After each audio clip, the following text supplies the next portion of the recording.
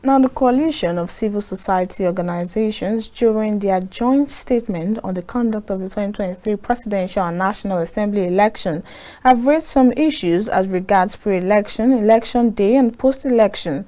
The CSOs worried over voters' turnout, accreditation of voters, voting, intimidation and violence, uploading results on IREV, describes the inability of INEC to strictly adhere to Electoral Act and election guidelines as anticlimax, adding that the Commission casted a shade of doubt on the credibility of the outcome of the presidential elections. The partnership observed the long period between party primaries and the election enabled rich dialogue between the party candidates and the electorate, as well as pockets of media debates. Noticeably, as the election drew nearer, the narrative changed from issue-based campaign to personal attacks and pockets of violence. Voters' intimidation and suppression were reported in a number of locations observed, and uploading of results on the IREV. An observer reported that uploading of the results went well in some of the locations. However, in most of the locations, the network on the down server made it difficult to upload the results. What is the suspect that is the challenge was faced when the challenge was faced when uploading the presidential result, because the feedback we got was that they were able to upload their Senate and National and House of Reps result, but they were having difficulty in uploading the presidential. The inability of INEC to adhere to the Electoral Act and election guideline is an anti-climax and has cast a shade of doubt on the credibility of the outcome of the presidential result. This has created an atmosphere of uncertainty and tension across the country. The issue of trust begin to dwindle when uploading of results became an issue. They began to suspect if there's going to be any manipulation. That's what people are saying.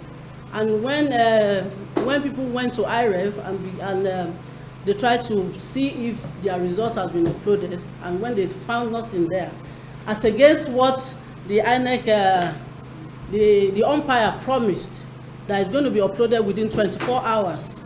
When people went there within 24 hours, when they didn't find that, it became an issue, and that's what has brought us to this level.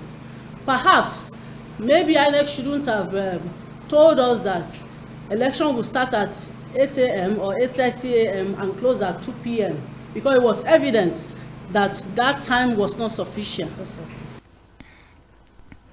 And during the media briefing in Abuja, the contingent of CSOs made a call to Nigerians to remain calm and channel dissatisfaction through legal process.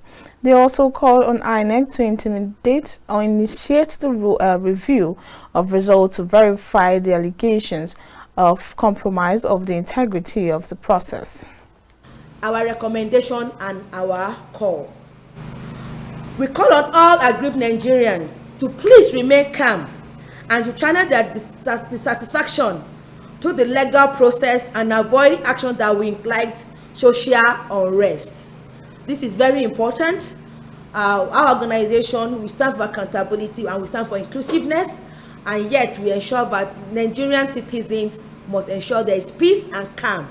The judiciary means and their mechanisms and leverages that we can all leverage, that can be leveraged upon to actually channel dissatisfaction and actually present issues. INEC too. INEC with the Electoral Act should ensure that all polling unit results are uploaded on the IREV portal immediately. The Commission should initiate the review of results to verify the allegations of compromise of integrity of the process. Urgent steps must be taken by the Commission to avoid a repeat of the highlighted challenges during the forthcoming governorship and state assembly elections.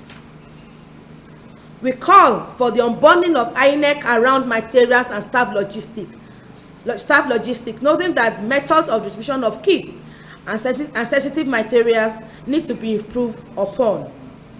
And we are recommending here that the INEC, just the same way that they have the INEC Institute for Training Institute, we are actually calling on them to create an institute for their logistics management.